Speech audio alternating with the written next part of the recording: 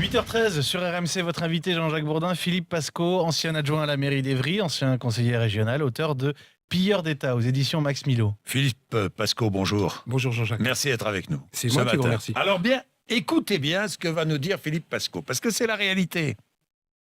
Vous savez ce qu'a fait Philippe Pascaud? Il a édité, regardez bien sur RMC Découverte, il a édité des petites fiches. Alors je vais les lire, parce que vous n'arrivez pas à les lire à la télé et puis à la radio. C'est bien difficile, encore moins. Pourquoi faut-il un casier judiciaire vierge pour être pompier, taxi ou fonctionnaire et pas pour être élu? Oui, on se pose la question.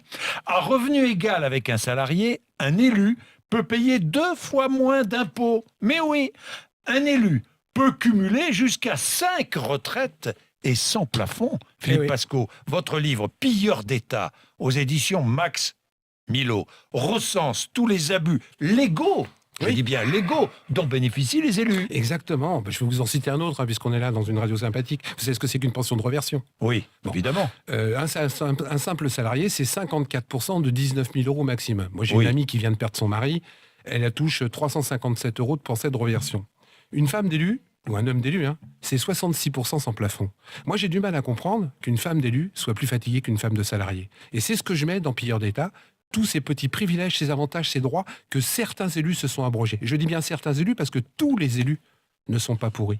Tous les élus ne sont pas tous des gens qui s'en mettent plein les poches. Je dis simplement, et je le prouve dans le livre, que plus on monte en haut de la pyramide, plus les élus s'en mettent plein les poches et plus ils confortent le système dans lequel ils se vautrent. Alors c'est très très intéressant parce que votre livre Pilleurs d'État, au début est passé un peu inaperçu. Et puis petit à petit, il a fait un tabac. Et aujourd'hui, il se vend d'une façon... Il fait un tabac, vraiment. D'ailleurs, certains médias hésitent à vous inviter. Je ne sais pas pourquoi. J'ai un journaliste l'autre fois qui m'a téléphoné, qui m'a dit « Putain, Philippe, ton livre est génial, ce qu'il y a dedans, c'est simple, il y a longtemps qu'on aurait dû l'écrire. Mais tu comprends, si je t'invite, et si Valls devient président, je suis grillé. » Mais comment? Oui, parce que vous avez travaillé avec Manuel Valls. J'ai bossé 9 ans avec Manu, oui. Bonjour Manu, si tu m'écoutes, j'espère que tu vas bien. Vous entendez toujours bien avec lui? Oui, mais ça va. on se respecte mutuellement. Voilà. Donc, Manuel Valls, pas plus pourri, pas moins que les autres. Il n'est pas particulièrement pourri. Il est parti en Afrique dernièrement, je ne sais pas pourquoi. Il y a quelques années, beaucoup d'élus allaient en Afrique avant les élections, avant les élections, on ne sait pas pourquoi. Non, mais là ce que je veux dire par là, c'est que moi, je défends les élus. Moi aussi. Vous aussi? Je défends tous les élus, je défends les élus de base, les élus de proximité, celui qui se défonce bénévolement, le petit maire des communes. Ce que je ne défends pas, c'est les élus qui profitent du système pour vraiment se vautrer dans quelque chose du nom, parce que c'est des gens qui devraient être exemplaires. Manuel Valls et beaucoup sont exemplaires, mais pour l'instant... Manuel Valls et beaucoup. J'ai dit certains élus. Bon, d'accord. 30% des parlementaires... En revanche, ont eu des soucis avec le fisc ou avec la justice. Oui. J'ai fait le compte, ça sort bientôt dans mon 3e livre, j'arrive à prouver, et preuve à la Bible, puisque tout ce que je dis est factuel. Dans mon premier livre, j'ai mis 400 élus et j'ai mis leur nom, j'ai pas eu un seul procès. Tout ce que j'écris est factuel, vérifié et recoupé. Là, je mets dans mon 3e livre que 30% des parlementaires, députés, Sénat plus sénateurs, donc 577 plus 348, 30% ont eu affaire avec la justice. Ça veut dire quand même que 70% n'ont jamais mis un centime dans leur poche. Mais il y en aurait même que 1%, Jean-Jacques, ça serait trop. Je rappelle encore une fois que c'est des gens qui votent des lois pour nous demander de nous serrer la ceinture. C'est des gens qui votent des lois pour dire que les gens qui sont au RSA aujourd'hui, on va pouvoir fouiller sur leur compte en banque pour savoir si c'est des gens qui, quelque part, dépensent un peu plus que le RSA. Et c'est des gens qui, quelque part, ont des comptes en banque en Suisse. Il y a 150 à 160 députés qui se sont payés une maison personnelle avec l'IRFM. Est-ce qu'une seule fois on a été fouillé sur leur compte en banque? Est-ce que ces gens-là sont poursuivis? Moi, si je fais ça, 3 mois après, on vend ma maison. 3 mois après, je passe en justice. Comment ça se fait que les élus, il faut 15 ou 20 ans pour que quelque part il y ait un procès qui se passe? Comment ça se fait que des élus qui ont truandé... Je vais vous citer encore un autre exemple. Rambouillet. Un élu, il a été condamné. 20 millions d'euros. 20 millions d'euros. Il avait détourné, mal géré, etc., etc. Il a été condamné à 20 000 euros d'amende avec sursis. Mais c'est pas ça le pire. Comme la mairie, c'était son petit pote, ils ne se sont pas portés partie civile. Donc les 20 millions d'euros, ils ont été payés par les habitants. Est-ce que c'est normal? Et en plus, c'est là où les gens sont 2 fois cocus.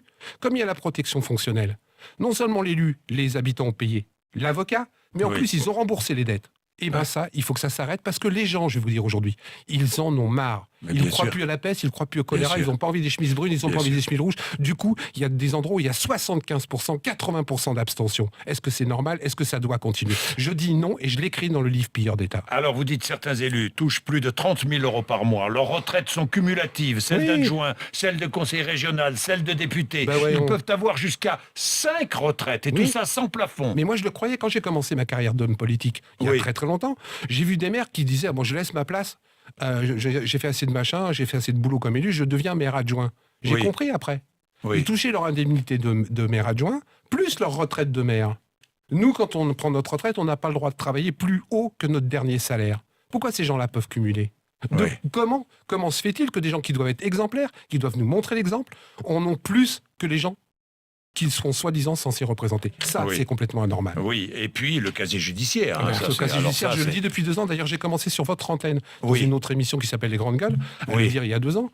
Comment se fait-il qu'aujourd'hui, il y a 396 métiers en France où vous ne pouvez pas travailler si vous ne présentez pas votre casier judiciaire Ouais. vierge? Vous ne pouvez pas bosser donc comme pompier, comme ambulancier, comme taxi, comme fonctionnaire si vous ne présentez pas votre casier judiciaire vierge. Je dirais même plus. Si vous êtes fonctionnaire et que quelque part vous êtes condamné, on peut vous renvoyer Hmm. sans indemnité, sans rien.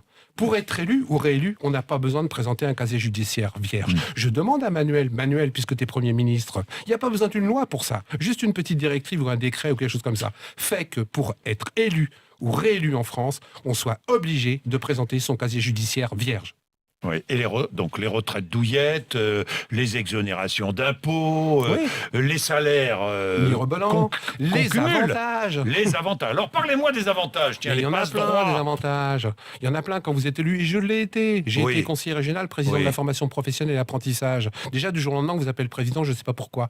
Mais en plus, vous avez le droit à la voiture, vous avez le droit au téléphone, vous avez le droit à Internet, vous avez le droit à un tas de choses. Tiens, un autre exemple moi, qui me rend fou. Oui. Vous cumulez plusieurs fonctions. Maire, conseiller départemental, allez, conseiller régional.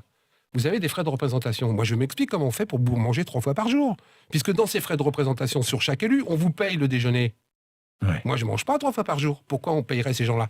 Un autre truc, je vais On vous vous donner. paie 3 fois le déjeuner. Vous avez des frais de représentation sur chaque endroit. Ah bah oui, Donc, vous évidemment. déjeunez c'est 3 pratique, fois. ouais. Oui, c'est Parce pratique. que je sache, les gens déjeunent qu'une fois. Moi, Non, je mais propose un système très vous simple. donnez quand même une fiche. Mais non, Jeff. c'est justement ça le problème en France. On Ah donne bon pas de fiches. Il y a plein de pays où on est. On ne justifie pas. Mais c'est- non, c'est les vrai. RFM, vous faites ce que vous voulez, tout le monde le sait, c'était dans la presse. Il y a un député qui s'est payé des voyages et de la thalassothérapie avec son IRFM. J'en ai un autre qui était sénateur, qui s'est payé un pavillon avec piscine du côté de Nice, grâce à l'IRFM. En France, c'est l'inverse. Moi, je dis simplement, il y a un truc vachement simple. Je ne suis pas contre que les élus aient des frais de représentation. C'est normal.